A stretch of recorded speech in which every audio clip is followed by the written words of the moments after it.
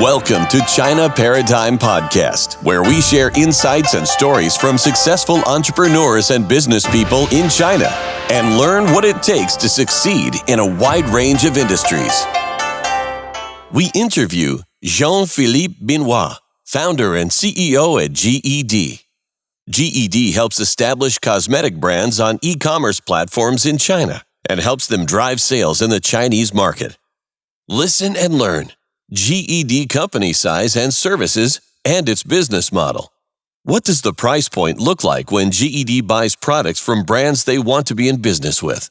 What would be the characteristics of a brand that would have potential to be big in China?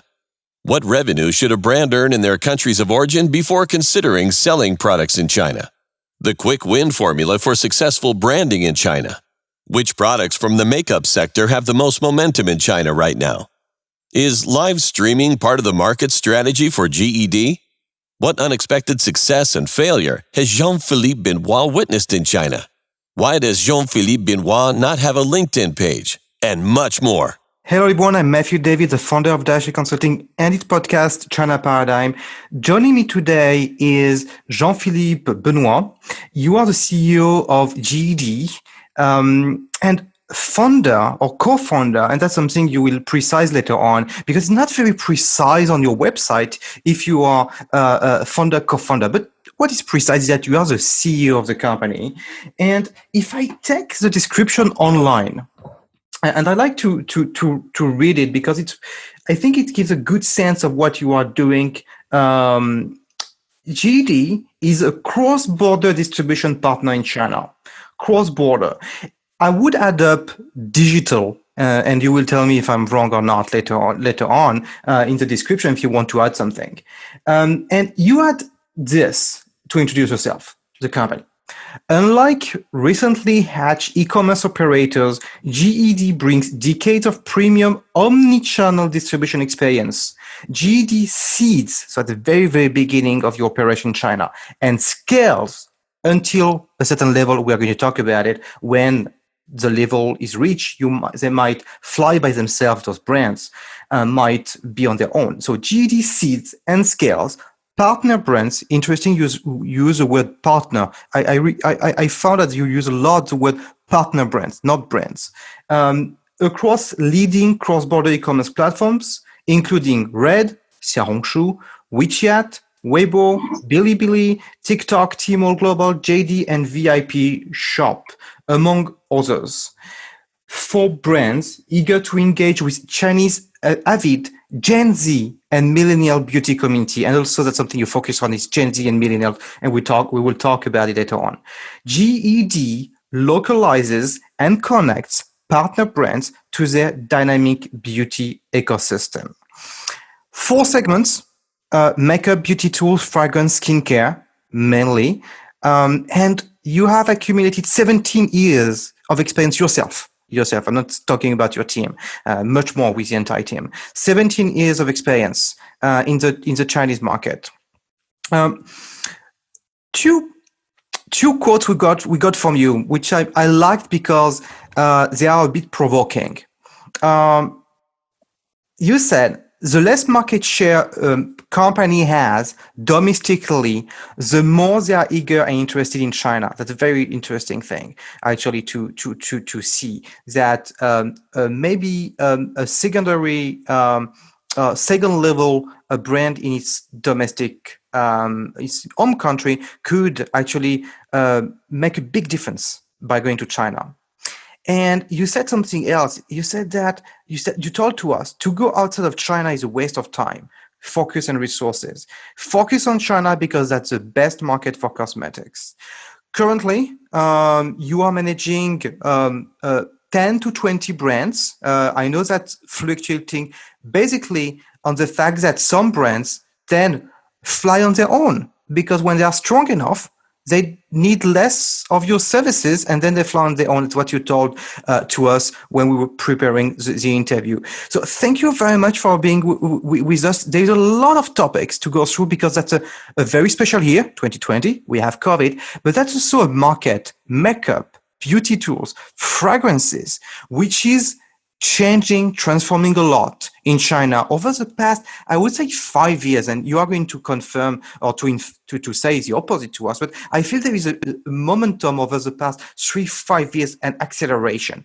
So thanks again. And how do you react to this introduction? Would you like to add something, to correct anything? Yeah, maybe a couple of additional points. We are today digital because the world of distribution of cosmetics in China is very fast going towards full digitalization. But we started as a distributor with Sephora, and for many years we were distributing with Sephora. We started with Sephora 15 years ago.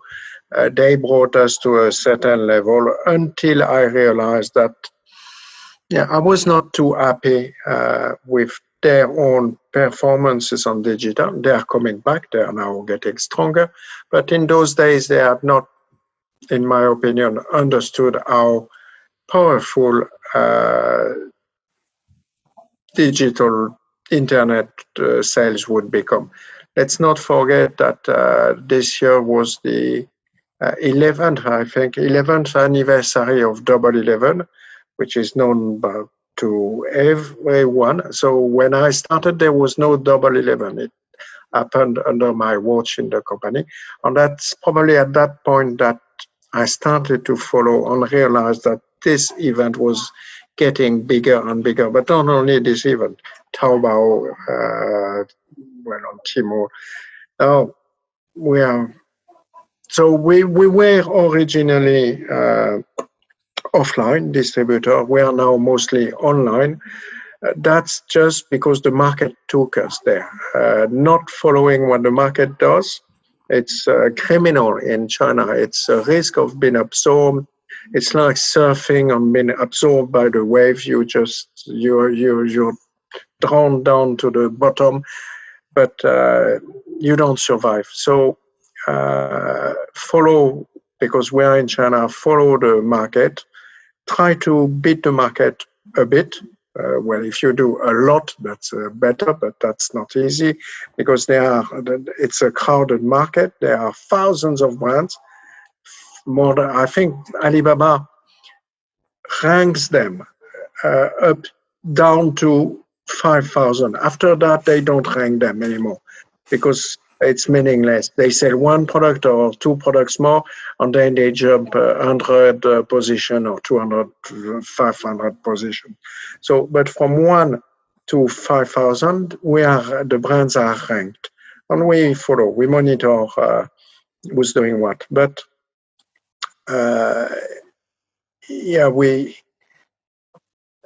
it's, as I said, it's fast changing. We are in China, and you don't look at what happens. You might be dead the day after. See these vloggers, this Li Jiaqi VR, who appeared a year ago. They are generating tons of millions of dollars of sales, and the brands are actively cooperating with them. And they were not just existing; they were just not existing a year ago. To see, some platforms, Pinduoduo, or see, they are very recent ones. They are not. They were not there when I arrived, when I set up the company. So you better be on the lookout, watch out what is coming, because you can be caught by surprise. Cross-border was not existing 5 years ago. It just started 5 years ago.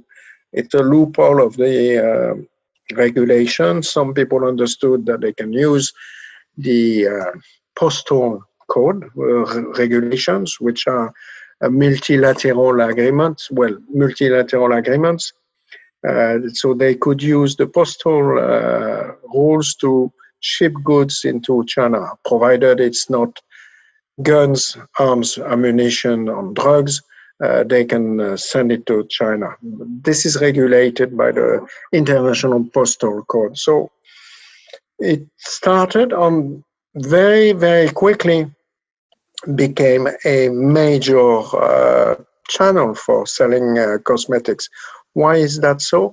Because the unit value is usually high, the volume low, so it fits well with postal shipments. And on the saving in customs rate, in VAT, all these savings, which are controlled, but it operates under a blended code, which is still much lower than combination of duties plus VAT.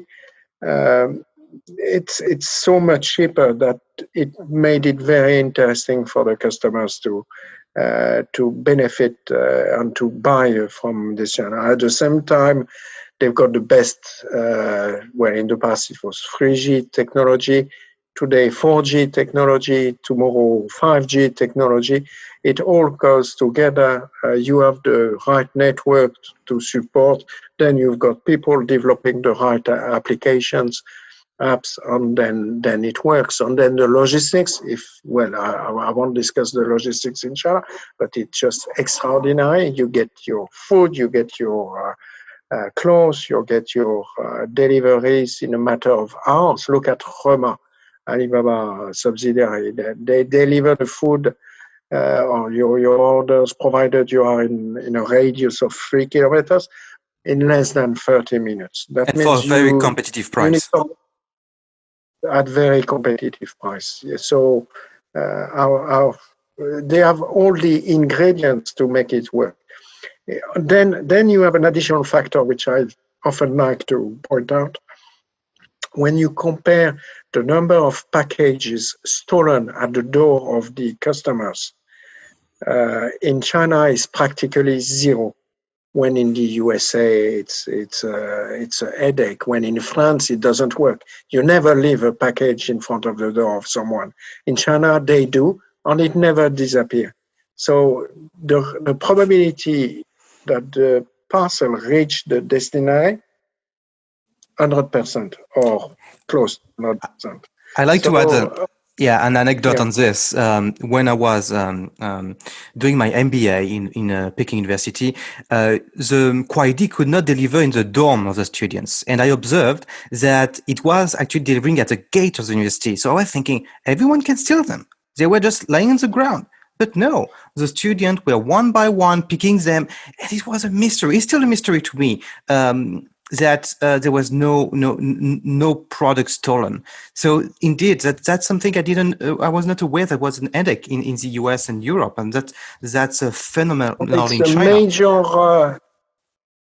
Major losses in the America. In the US, they steal whatever they find in the porch, under the porch. When someone feels the opportunity, they can get something, they take it. They take the parcels and that. But here it never disappears. I never had personally a package disappearing, an undelivered order.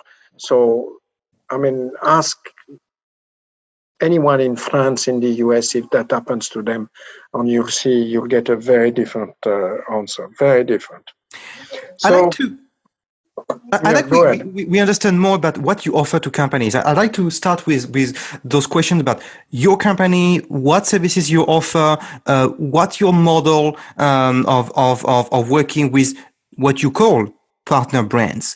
First of all, an idea of the size of the company, number of clients. I understood that was between 10 and 20. Also, when they fly on with their on their own, then they might leave you, and you incubate them in some way. Actually, so it might fluctuate. So, what can you share a bit of numbers about size of the company, number of clients, maybe size of the team, GMV generated? Any numbers that we give an idea to the audience of what your company, the size of your company? What do we talk about? Okay, just to have a reference, I'm using the amount of purchases to the brands. I'm not talking about GMV because it always fluctuates, and we don't know. We are not sure because of the discounts, the returns, and all these kind of things. So, but what I know for sure is how much value I purchase from companies. So I purchase typically 20 million euros per year to cosmetic companies. So we are dealing with niche brands, smaller brands, because we have, you understand, we have a certain number of them. You divide it, you make the average. That gives you an approximate number per brand. But there are fluctuations. There are brands doing much more than the average, and unfortunately, brands which are doing much less. So what do we offer brands? Well, we are distributors. Ultimately, we buy stock, we resell. Nobody today is ready to accept consignment with China. It's too risky. China is still surrounded by a shroud of mystery, risk. We are not going to be paid. We are going to be copied. It will never work. So if we find someone in China who can take care of our products and sell them, we are happy. A lot of brands, especially when they are niche brands, they entrust someone to sell on their behalf and manage the brand until one day, and that's the problem we have had in the past. You become a bit too successful, and when you are too successful, the brand wants its legitimate to take over. It's part of the deal. If this happens, the day comes when they set up their company, their legal entity, and run the business by themselves.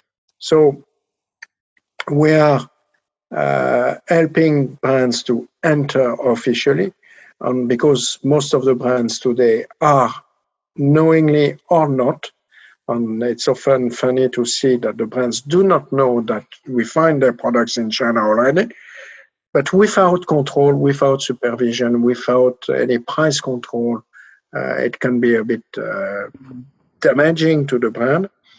So we buy their products, we resell them in China, and we do all the PR, communication, promotion activities to elevate the brand, to make it known by potential customers. And you know how important it is in China. So if I understand your model, you are purchasing from brands, you are managing the inventory, the warehousing. You don't really have then a commission model because you have a markup on the product you buy. You agree on a price point with a brand. Certainly, that's part of the branding of the company. No, I don't. You don't? I don't. Sorry to interrupt you, because that's a critical, and that's the first question asked, and that's the first point where we have to agree. We are applying the prices, the RRPs, like in their domestic market. I see. In a sense, you are right. Yes, we agree, but no, we don't discuss, because we push, we promote, we advocate that the price point must be exactly the same as, or very close to, the price where Chinese find in the country of origin. Couple of reasons for that. One, we don't like Daigous benefiting from any price difference. And you see a Daigou buying on one side, reselling in China.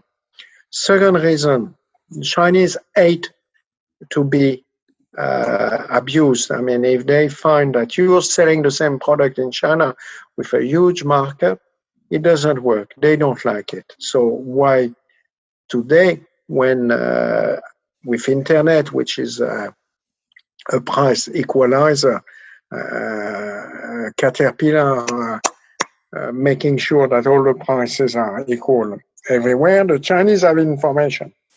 They can check. They are connected. They have mobile phones. They have VPNs. They can see how much the product is sold in the US, in France, in UK, Italy, Spain, Germany, wherever. And then they eventually, if the price difference is a bit too big, they ask a friend to ship it to them. So we don't like this. We believe that the prices today, because of internet, should be equal all over the world, and that except if high duties or exceptional circumstances, the prices should be the same. On today in China, and this has been a change over the last years, the duties went down, the VAT is equivalent to what we find elsewhere. So there is no reason for applying a markup. In the past, Hong Kong was a very expensive place to do business. So Hong Kong was justifying a huge markup. And then from Hong Kong, it was transferred to China. But no more, no more. I see. I Interesting. mean, Interesting to see that the people are transfer. doing business in China. Yeah, interesting to see that the transfer of prices, the markup in some way was transferred from Hong Kong to China. I'd like to ask about the way you work. Do you work on any retainer model, or the media buying is on or your side, or do you share part of it? Because in some way, I'm telling you what I have in my mind. In some way, you're participating in the success of the brand, and when they leave you, you have built all this awareness. You have built all this attractiveness. The media buying has a long-term effect. It has an inertia, which is much longer than the transaction time. So what kind of agreement do you have? Do you accept this rule of the game? I accept it totally and fully. Why? Because we are distributors and we work with a portfolio of brands, not a unique brand.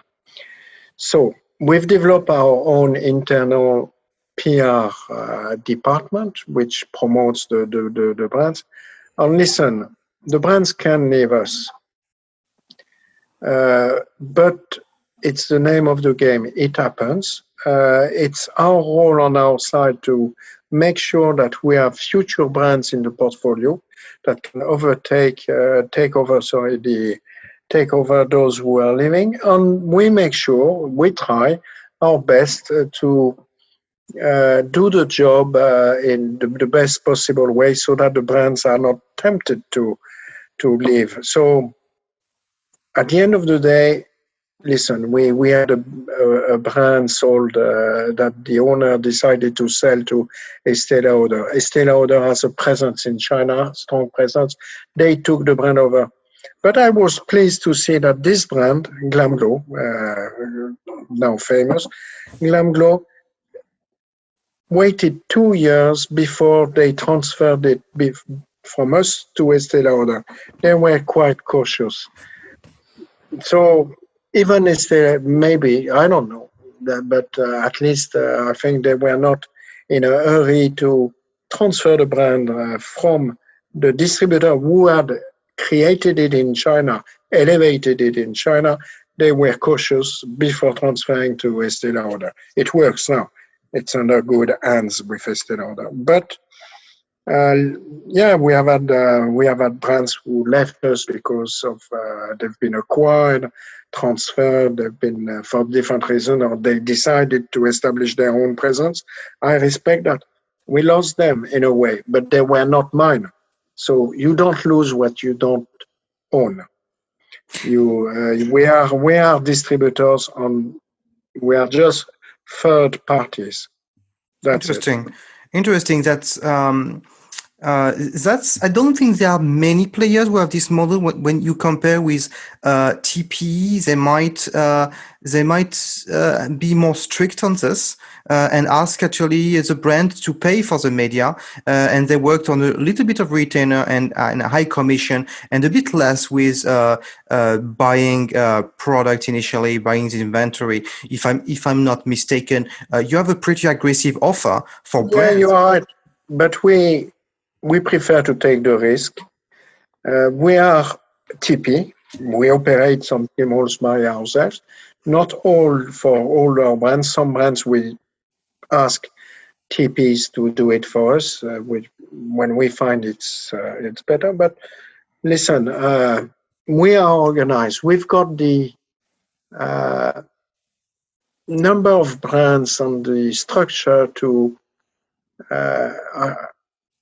to do it probably better than if they do it by themselves. And we had the case. We saw that, in fact, we believe that we're doing it better. But that's our perception. I'm not going to tell anyone else that we are better than they are. We are doing a bit differently. And we have found ways, and we've got the existence. We've been around for a number of years, long enough to be known, and to be known by the KOLs, to be known by those people who are influential in this the Taobao shops. People would learn how to do it. It would take time for them. So it's just that they need to reach a certain level of maturity before they can jump into the water and do it by themselves. If not, it might be a bit risky. But no, that's totally something we accept. We are distributors. We accept that it is limited in time, and our contracts are limited in time. We can renew them, but they are not ad infinitum. They are not. Typically, it's 3 years. Would 3 years? Yeah, 3 years. 3 years. Okay. 3 years. I see. 3 years. We developed the brand. We might.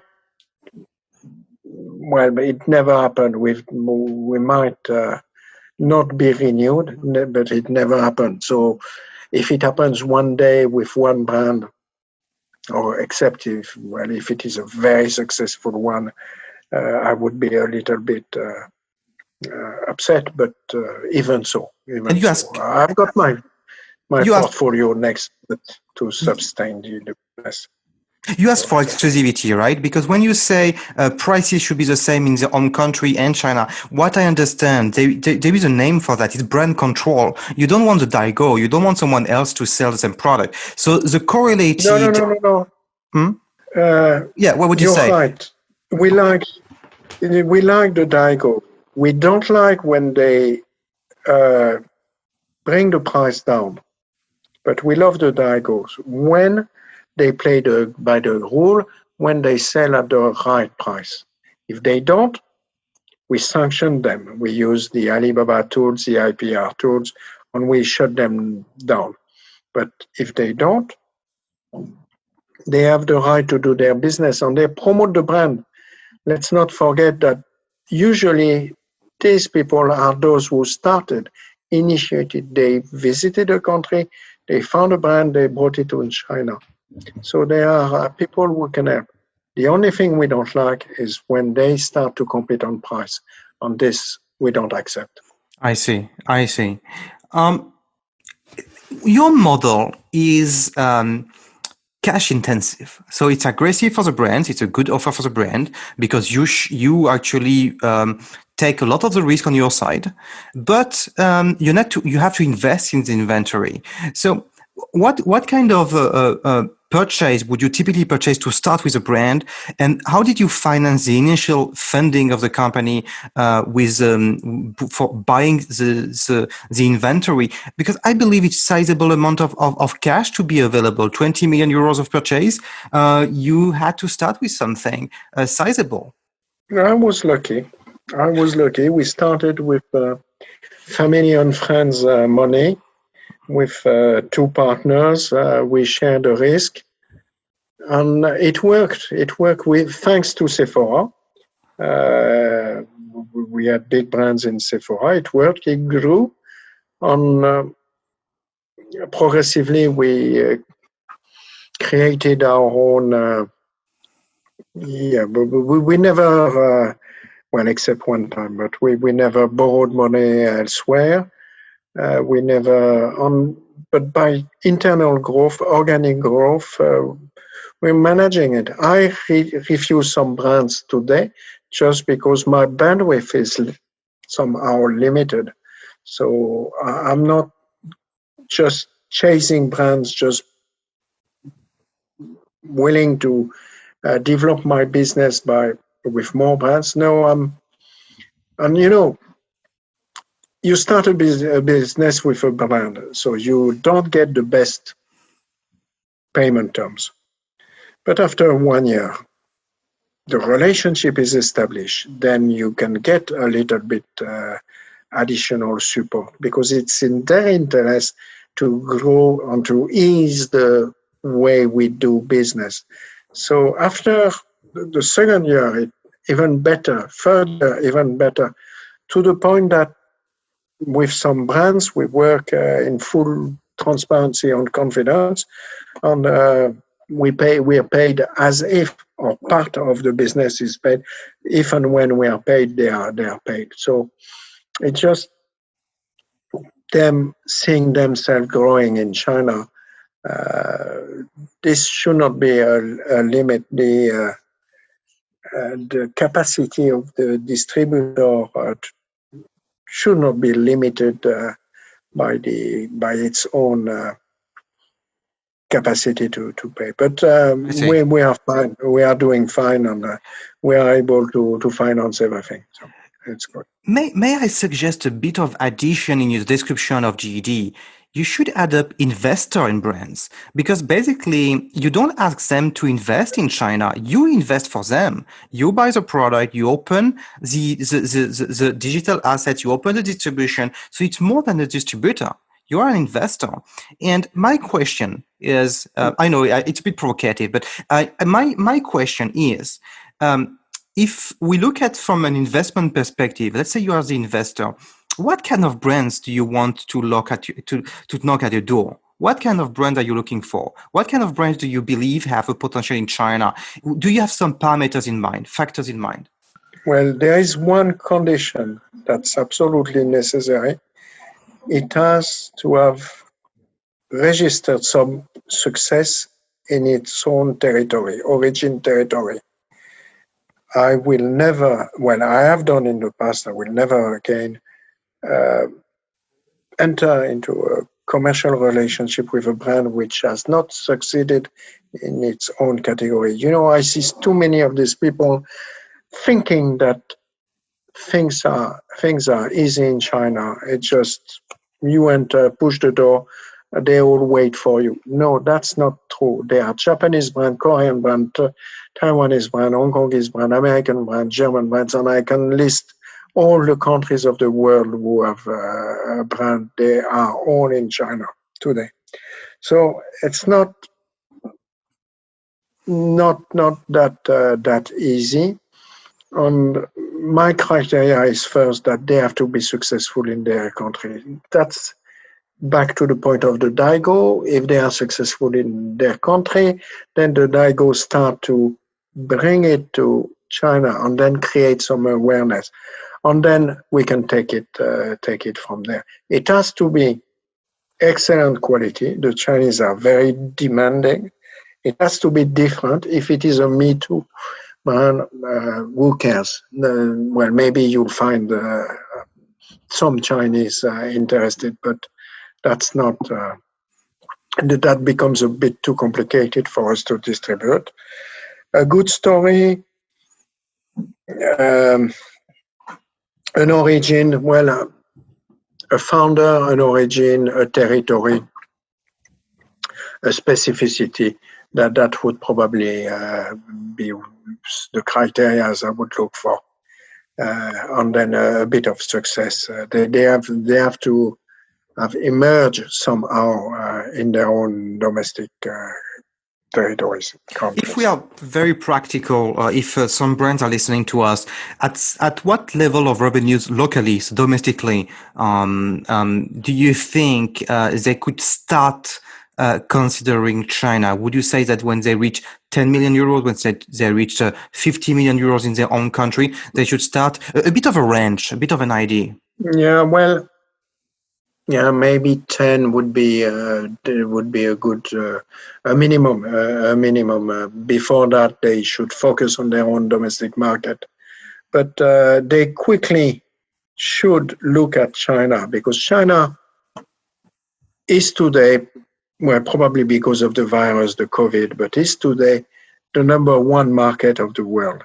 So when you want to start export, of course, that's the dream of any brands that starts anywhere.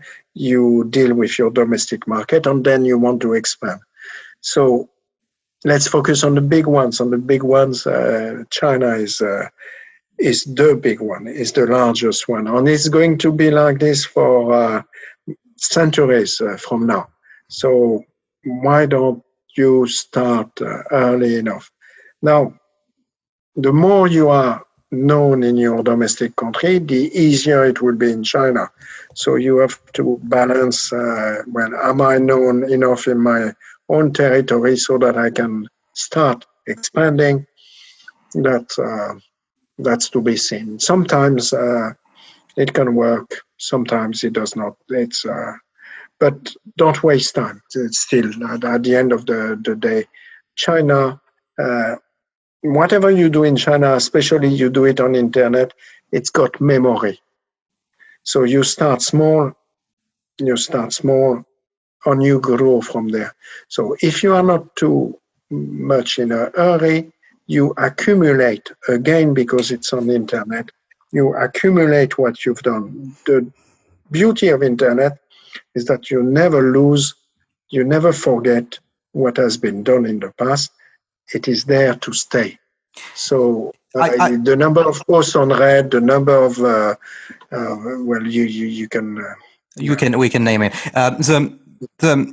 I cannot agree more than what you said right now. But in Attaché Consulting, we call that inertia. You said just memory, but it's inertia. You start a campaign and there is a digital footprint afterwards. It stay, as you said, post stay on Xiaohongshu, post stay on Weibo, and people are doing the search on Weibo, on Baidu, on Xiaohongshu, and they see it has been sometimes that it has been posted, so it creates legitimacy. I have questions for you.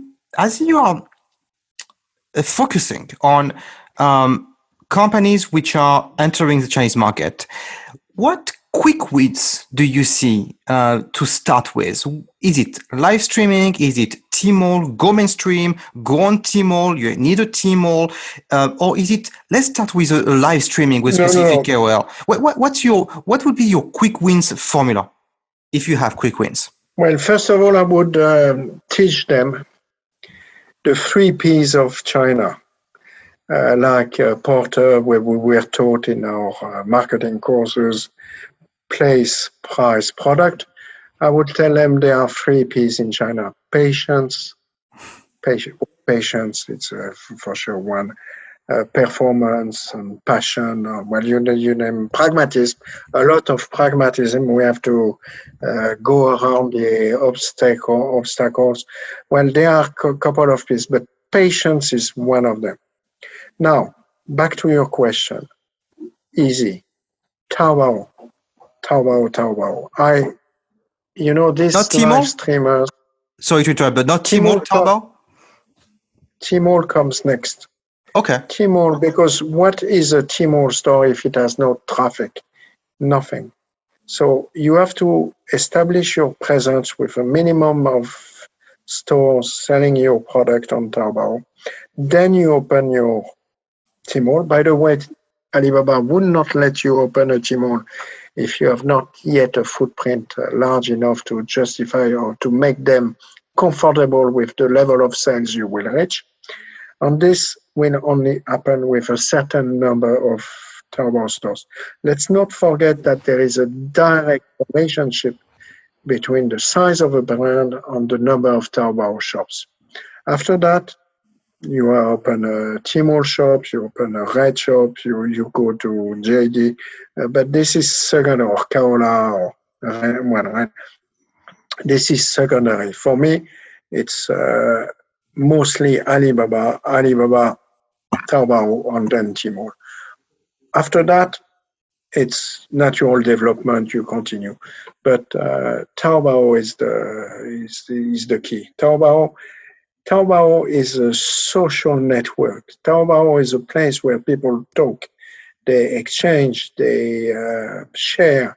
So it's not only a place where they only buy. They also communicate. So you want to be talked about. You want to be. You see, the virus is a hot topic today. But what do we want to do with our brands? We want them to be viral. On viral, It's from one place to another, and then it propagates. It propagates. So there are rules that we've developed based on virality. You promote one product on one product only. You don't lose focus. You have to be extremely focused in China. If you are not focused, you are dead. Just think that there are thousands of brands and think that each one of them is proposing multiple choice of products, and you arrive. How can you break in? Definitely not by proposing tons of different products. You have to select one, a bestseller, and hammer down on just promote this only product you are selling to start with.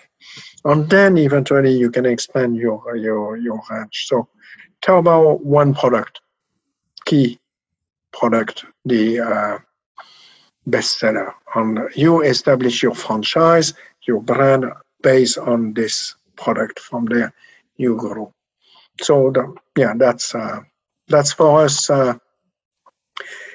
You see, when brands come to me and say, well, we have tons of products, interesting, we are going to send you our 30 different products. Tell me, who has time in this world to test 30 products? I tell you, not me, not anyone in my team. We can test one product of one brand. So instead of sending me 30 different products, your whole range, I ask them to send me 30 products of the exact same SKU, 30 times one SKU. And then I deliver to KOLs, to influencers, then they can start talking about this product. And if someone sees this product here, on here, on here, on here, then it can become viral eventually.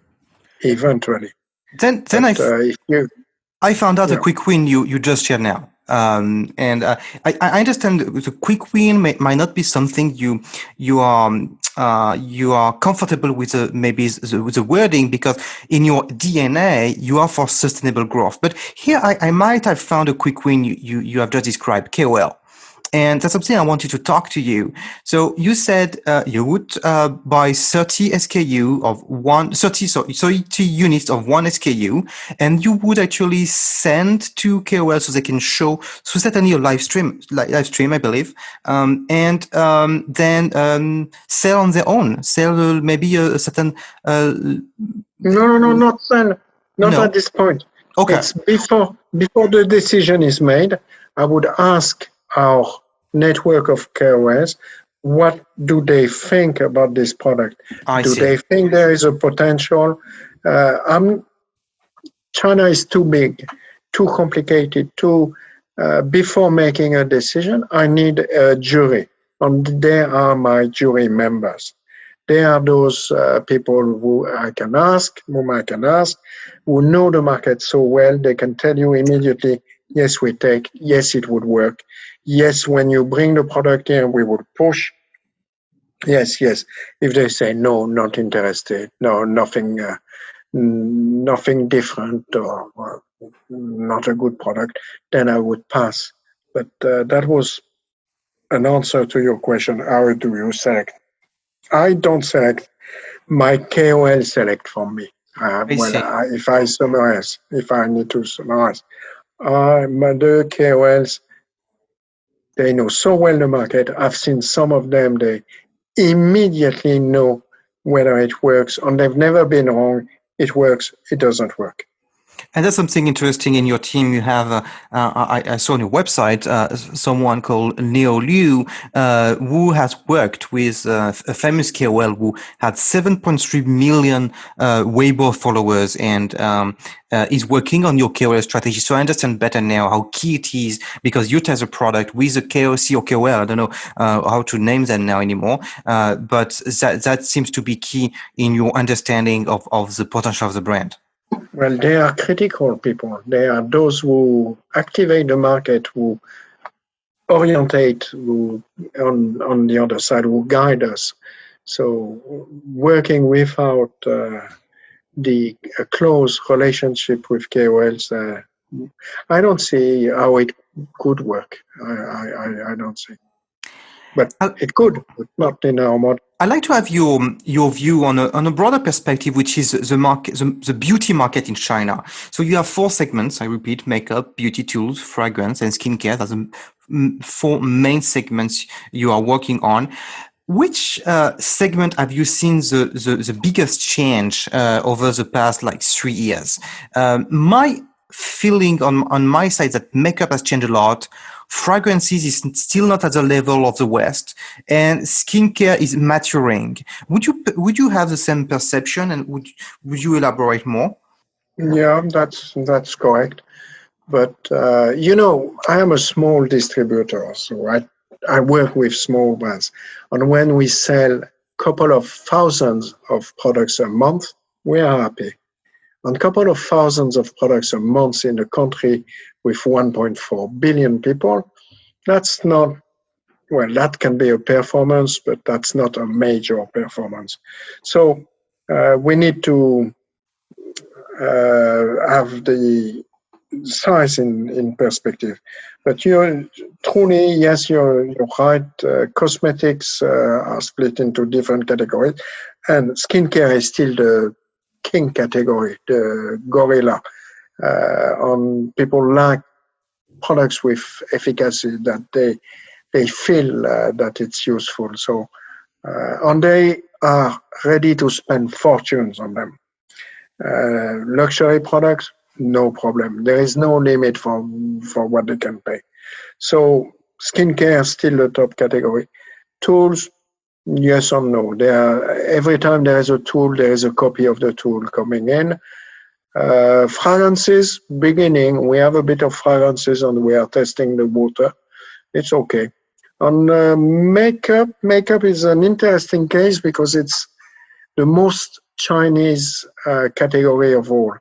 I mean, the big players there, the big players of makeup, they are made in China.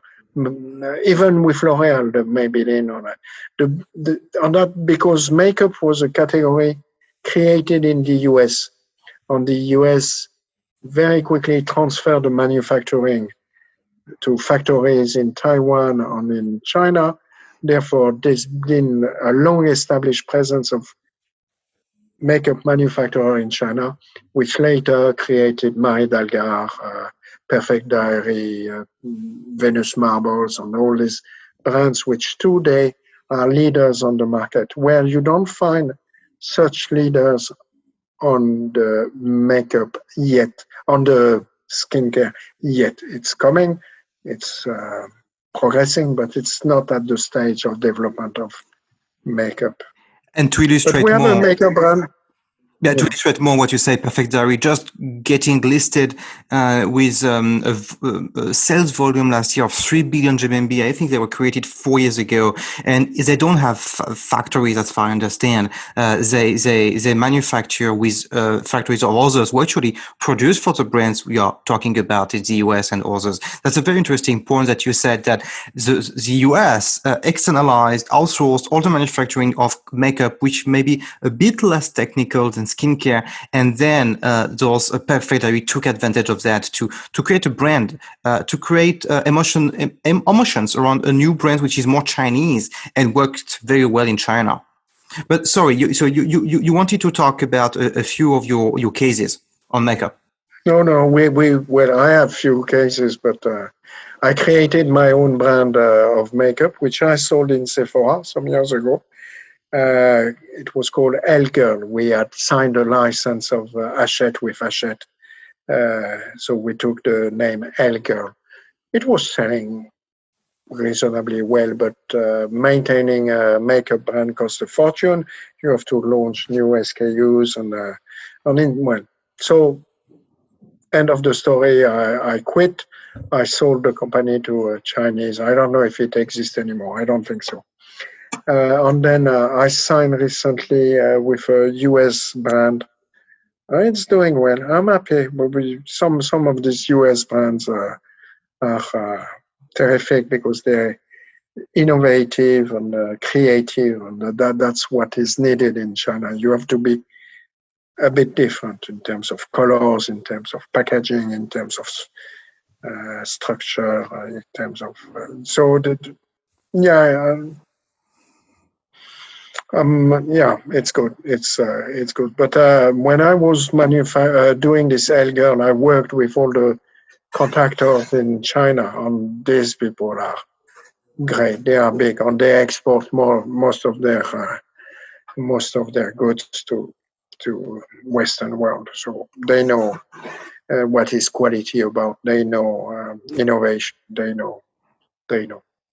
That's something which you said about how to convince clients. You said you need to insist on the function, and that is functional, the efficiency. But on the category you just mentioned, makeup, it's less about the function and the efficiency than, as you said, the color, the emotion, the brand itself. So the question which is raising after what you said is that how do you compete with those big brands? What does when a client has to make a decision between a new brand entering a market and those very established big brands, especially in a segment where the efficiency and the functional aspect of the functional benefits cannot be advertised as much as, let's say, skincare, for instance, which is much easier to show the efficiency. What would you play on? How would you play with? Would you target evangelists, people who like to try a new product? That would be your first target, and how would you do?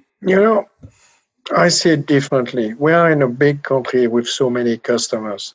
And here, if you are a bit different, and you should look at the brand, just from looking at what it is, it's already different. Then you try the product. I'm not able to judge. I'm not a woman. I'm not using makeup. But people tell me it works very well. So we capture a couple of hundreds, couple of thousands of those people who are looking for newnesses, for something which works in USA and is a bit hot in USA. And that's enough for me. I'm not doing tens of billions of renminbis with this brand. I'm doing a little, well, I'm not trying to diminish the performance, but if I sell couple of hundreds, if you look at on your mobile and the success of, well, you can see because Taobao tells you how many pieces you've sold in the last 30 days, or Tmall, then you see we're happy with we're selling 1,000, 1,200, 300, well, 3,000 pieces a month. And that's enough for us. Not that we want to be, we are not Sephora's of the world. We are not Watson of this world. We are bringing small niche products. Our niche products, they target niche. So how could I define the niche?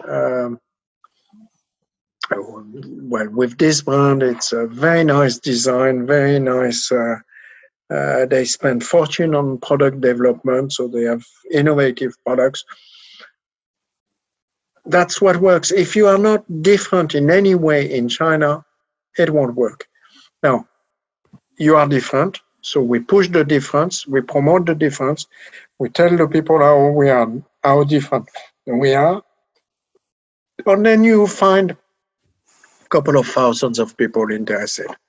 Let's not forget that the Chinese customers are very volatile.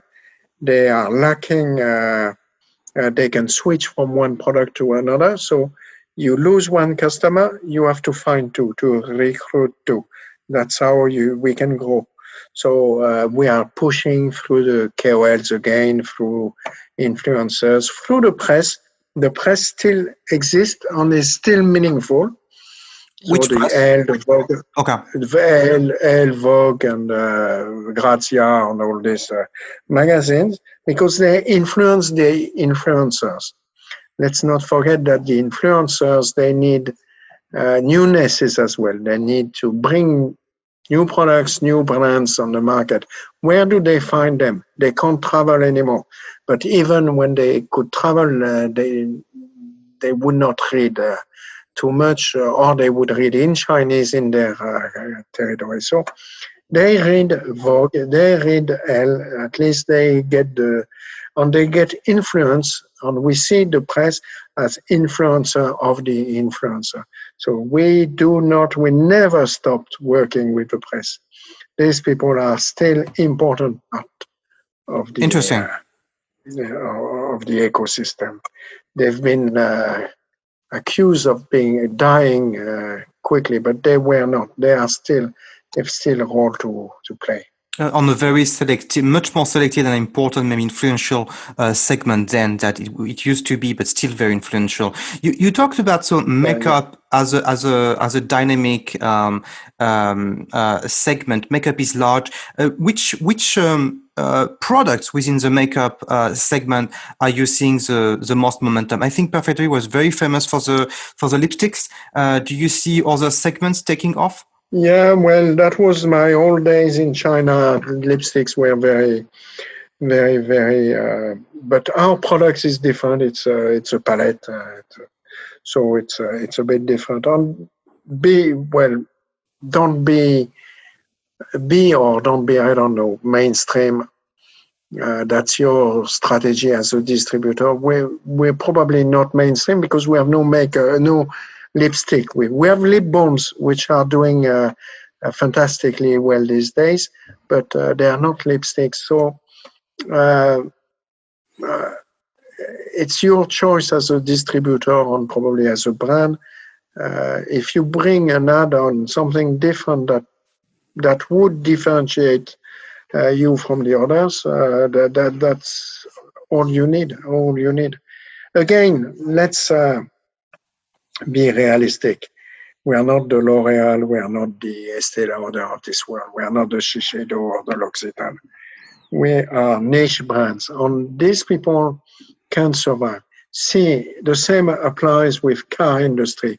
They are the big brands and they are smaller brands. And why people ultimately pick a smaller brand? At the end of the day, 4 wheels, a steering wheel, on an engine. Well, you've got to be good to convince people that you're better than the big manufacturer to create a brand. So, yeah. Oh, garment, thousands of manufacturers. What is different from one to another? Well, you must be an expert, or you must be a fashion addict to be able to tell. I'd like to spend a bit of time on the festivals, promotions. Correct me if I'm wrong, but for me, the Chinese digital market is very festival driven, very promotion driven. We prepare Double 11 for months. We prepare the 618 a lot in advance, and a large volume of the total annual revenue is driven by festivals. So, how do you approach the promotions and festivals, and how would you explain them as a phenomenon in China? Yeah, well, first of all, we must admit that internet, wherever in the world, might be a price killer. They compete on price. We don't. So to start with, we don't. We make sure that we keep the product at the same price. We may offer promotions. We may offer, but we don't discount. So discounts are out. We don't want to hear about this. And that's the problem with vloggers, by the way.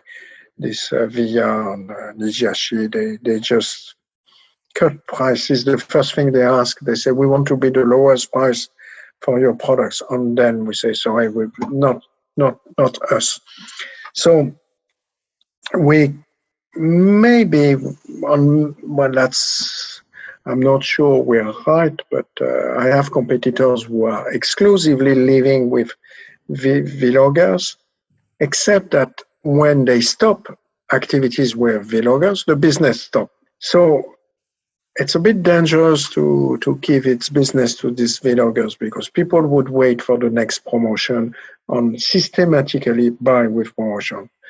So we keep Tmall prices as the reference, and we try not to deviate too far from it. We do have, we give GWP a small size. Maybe we are not aggressive enough, maybe, but time will tell, because you end up paying the price at one point of time. If you give the habit to the customers that he would get a discount or a large offer, you've seen this for the last Double 11, people were getting buy one, get one free, or buy one, get 5 deluxe sample, or we don't. That's not us. We bring brands which are different. We don't sacrifice them. We don't maximize the revenue one day at the expense of the bottom line. The bottom line would drop. Sure, the top line would go up. But no. We manage simultaneously the top line on the bottom line. And we always have the bottom line in mind. Let's not forget that all the brands this year were trying to recover from the COVID, reach their target, yearly target, and therefore been very aggressive. China is the place where ultimately the prices are probably the lowest. In our case, and I explained this before, the prices are equal. We do our best to maintain the price. We fight like hell. You cannot imagine against low prices. So we start with ourselves, promotions. We do offer gifts, but not crazy gifts. I see. When you say gift, so would it be additional sample? What would it typically be? Yeah, well, this last Double 11, it's buy one product, get one product free. That's or even more, or get 5 deluxe sample. And when you add the quantity, it makes the equivalent of one full-size product. So yeah, there were major offers made by almost everyone. Well, we did not participate, to offer additional products. You buy one, but then at the end of the day, you get 2 or 2.5 or even 3. And that's crazy, because you start this way, everybody competes the same way. And at the end of the day, the Chinese customers end up getting the lowest prices in the world.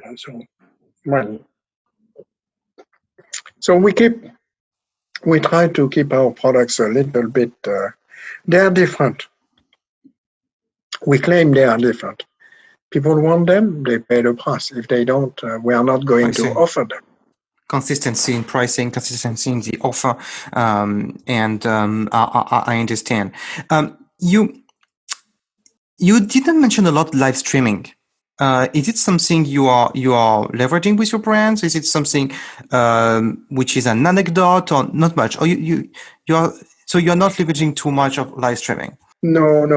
We are very cautious with these people. They are brand killers, brand destructors. They have an interest, a direct interest, to sell as many pieces as possible in as short time as possible. So they want you to offer them the lowest retail price possible. And well, we've done live streaming with a couple of our brands, but we tend to keep it exceptional as a PR tool more than selling tool or selling channel. On when we enter, on I have a case now on which I need to decide with Lijiachi whether or not we accept his conditions. Everybody can sell at a lower price. That's not selling. That's giving away. That's not pushing for the product where it should be, on how it should be. So I'm very I've seen some of my competitors, they are overusing these vloggers, and at the end of the day, I told you before, they stop doing activities with them. The sales of this product totally stops overnight. It's not when my Tmall's in general for the brands, they are operating at constant speed. Of course, they have peaks if we do some vloggers activity, but they don't go down to the bottom if we stop. They continue. People are still interested by the brand. But if you start multiplying too many of these vloggers, well, that's my view on this. These people, they don't care about you. They care about their own business and selling as many as possible. That's it. And that reminds me a case we had of a shoe company which was doing a lot of VIP shop and which is flash sales. And basically the model is similar. It's all about discount. People buy because there's a good discount on VIP shop. And live streaming is a lot about discount. How would you qualify live streaming? How would you compare with what was in the past? Is it TV shopping? Is it a flash sales plus TV shopping? How would you qualify it, rephrase it to give a better understanding of what it is really live streaming? Yeah, probably TV home shopping. It has the same attributes, by the way. You propose a large pack of products, 1 plus 2 plus 3 plus and then you push it, activate it, and it's just the version on internet of something which existed on TV. Now, people don't watch TV anymore. They want to see something else, so they go on internet and they browse on the eventually they find these bloggers, which are good. They are good entertainers. They know how to capture their audience and keep them alive and interested and convince them to buy. So, but TV home shopping has never been our business either. Before these vloggers existed, I don't know. I'm not. Maybe I'm wrong, but again, we'll see. The jury is still out. We are heading to the end of the talk, and I like to finish the exchange with a series of questions, and you don't have necessarily to answer to all of them. They are more about your entire journey and your experience in China. And as some people who are listening to us are not living in China, as some people who are listening to us are not entrepreneurs as well, but might think of it, we like to share a bit of tips to them or knowledge.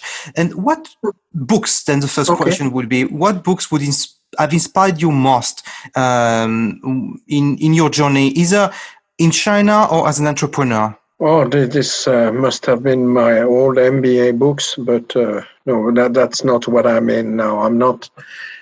I'm not too well. You know, the books I read these days are more about the mystery of the universe. Why is that so? We only know 5% of our universe. We don't know what is dark matter, dark energy. Even though we know it exists, we've never proven it exists. What is gravity? Is time and space? Can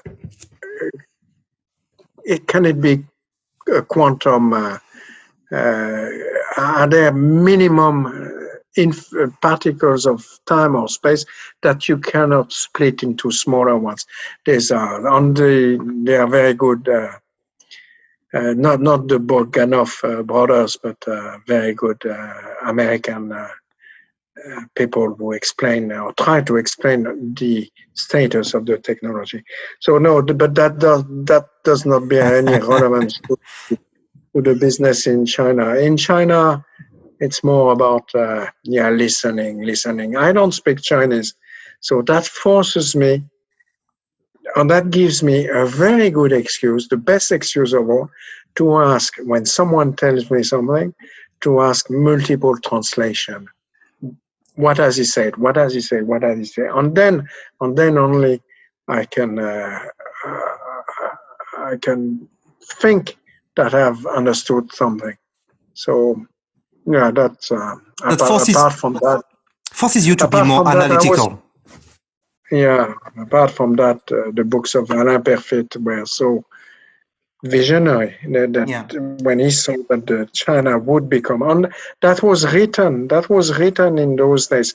Me, I started here 15 years ago when China entered WTO, when you didn't need a Chinese partner to set up a company. Yeah, When 19 years ago. distribution was open. Yeah, 2001. So on that for me was the start. But it could have been Nixon and Deng Xiaoping opening, one telling the other, look, I need someone to take all my factories and manufacture for me, and the other one replied, yeah, and even we'll lend you money to buy our products.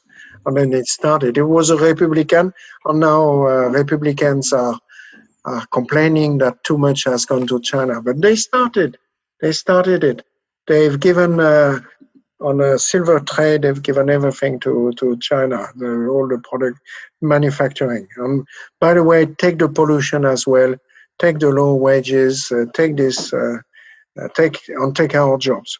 So yeah, but 40 years later, you pay the price. So the book you mentioned for English-speaking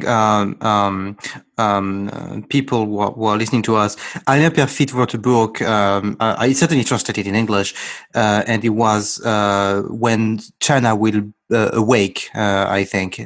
And the idea was the world will shake, and that was Napoleon who said that when he was in Saint Helena, actually, to a diplomat of Britain who could not meet with the Emperor of China, and ask on his way back to England, said, okay, let's stop at Saint Helena to ask another emperor why I could not meet the Emperor of China. And Napoleon said, that time was Bonaparte back, and he said, don't do anything bad to China, because when China will wake up, the world will shake.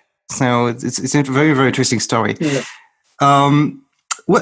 So about your experience in China, 20 years experience in China, what success you have seen which was surprising to you, and what failure you have seen which was surprising to you? Not your own success or your own failure, but a company you have seen succeeding, or a company you have seen failing, or a product that you would not have expected to. Yeah, first I would answer your question that I have no expertise, because nobody has expertise in China. That does not exist. If you find one expert, run away, because China is a moving target. It changes every day. So you might be an expert today, but what about tomorrow? So no. I could only speak of my successes, but because these are, I know, or my failure, because I know. But if there were successes in China, they're all over the place. Technical, the growth. I mean, they've taken the hundreds of millions of people out of poverty. They've urbanized hundreds of millions of people. They've developed airports, city infrastructure in China. So every day when I wake up, I can see that China is changing at such a fast speed.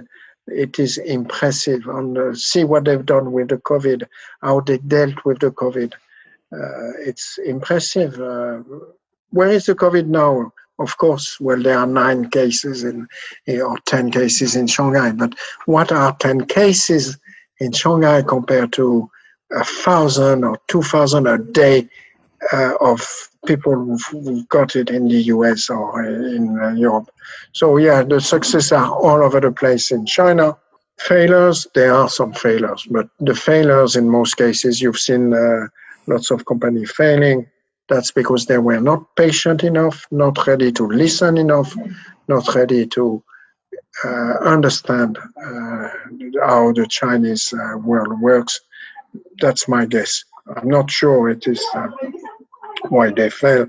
I remember Best Buy. You probably remember Best Buy tried to open shops. We've got on Peugeot. Peugeot told one day we'll get 3% of the Chinese automotive market. I mean, were they thinking there would not be any competition?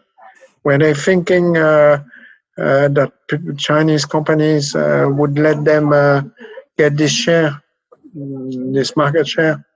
Well, okay, they could have dreamt, but so multiple reasons, multiple. Well, it's such a big one, but the success here is China itself. It's impressive. You whichever side you look at it, it's major.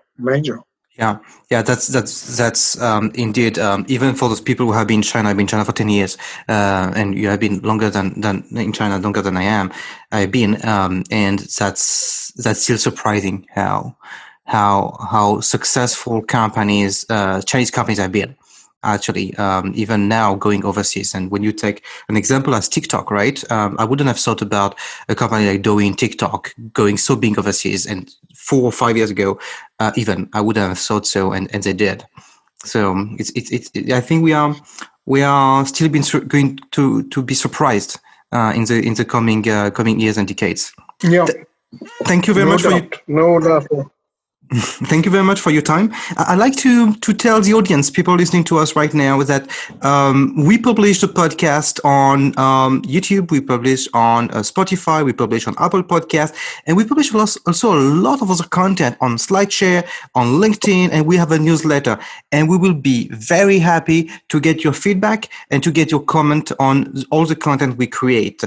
You can reach out to us, by the way, on dx@consulting.com by email or on any social media. You can reach out to us. And by the way, I was very, very surprised, Jean-Philippe, that you didn't have a LinkedIn page. And my team was asking me, oh, he doesn't have a LinkedIn page. We cannot see what he did before to prepare the interview. And you are a digital distributor.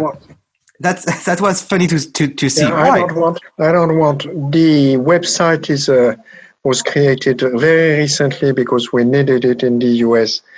And that was an exception, but people find us word of mouth. They don't, I don't need this. I don't need to bring people, I don't need people to come to me without having first a reference somewhere, someone telling them. All the brands we've signed are through word of mouth, through our contacts, through the people we've known, but definitely not on internet. And then on internet, you always give too much information. You always that's why would people need to see who you are completely naked? No, that's not me. Sorry, I don't have a Facebook account. I don't have an Instagram account. I have a WeChat because it's mandatory in China. If you don't have a WeChat, I have an survival kit. Yeah, it's survival kit. Well, we do everything with the mobile, but for the rest, WhatsApp. Yes, I have it because I have American customers. But if that's the only reason I have. So. You were lucky because you would have asked the question a year ago. I would not have had a www.com because it's useless in China. Totally useless in China. Yeah, that's true. The brand.com is not used at all in China. Thank you so much, Jean-Philippe, for your time. It was very interesting. I'm very impressed by what you built, and the risk you take with a brand, and this is very, very exceptional. You have an offer which is very aggressive, and I think more brands should know you actually, and should know what you do. Thank you again for being with us. You don't want too many. You want too many, but I strongly believe so. Yeah, not too many. Thanks a lot. Thanks everyone for listening. Have a nice evening. Thank you. Bye-bye.